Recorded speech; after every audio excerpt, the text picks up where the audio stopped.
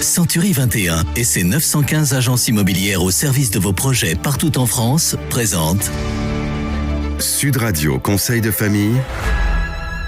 Bonsoir Stéphane Moller. Bonsoir Philippe David. Vous êtes associé au sein du cabinet VIA. Ce soir, nous accueillons Soraya, qui est conseillère chez Horeca Paris, enseigne spécialisée dans la transaction de bars, brasseries, restaurants, hôtels et tabac.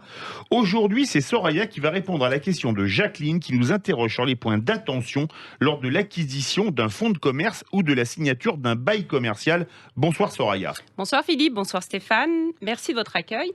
Il ne faut pas confondre le droit au bail et le fonds de commerce, qui sont deux choses bien distinctes.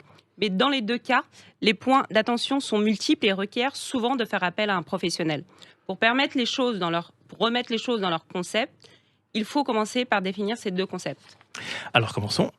Le fonds de commerce représente l'actif, c'est-à-dire l'ensemble des éléments corporels, c'est-à-dire le mobilier, les agencements, et incorporels, la clientèle, le droit au bail, etc., qui forment ensemble le fonds de commerce. Il peut être vendu, loué, mis en location-gérance.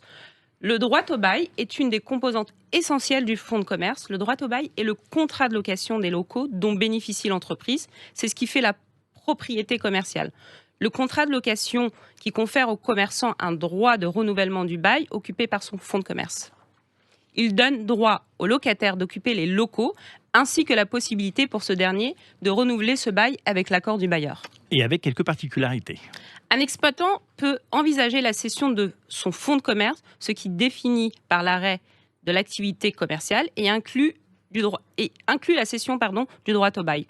Pour estimer la valeur du fonds de commerce, plusieurs critères sont pris en compte comme l'enseigne, la clientèle, la situation locative très important, le personnel et évidemment le chiffre d'affaires. Mais le locataire peut aussi envisager de céder seulement le droit au bail.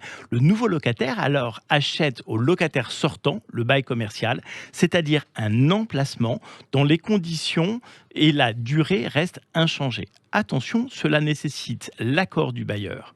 Il y a souvent cession de droit au bail quand le repreneur ne fait pas la même activité.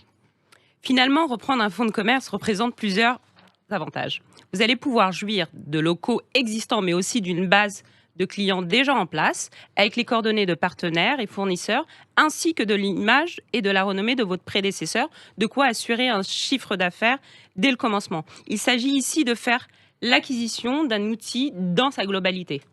Alors, à la lumière de tous ces éléments, on comprend mieux pourquoi il est préférable de faire appel à un professionnel.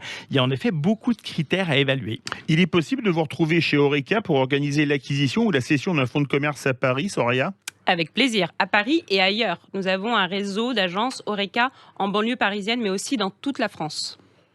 Merci Soraya. Retrouvez nos chroniques quotidiennes sur le site de Sud Radio et posez vos questions sur le blog de conseildefamille.com, conseil au pluriel. À demain soir. Merci à tous. C'était Sud Radio Conseil de famille. avec Century 21 et ses 915 agences immobilières au service de vos projets partout en France.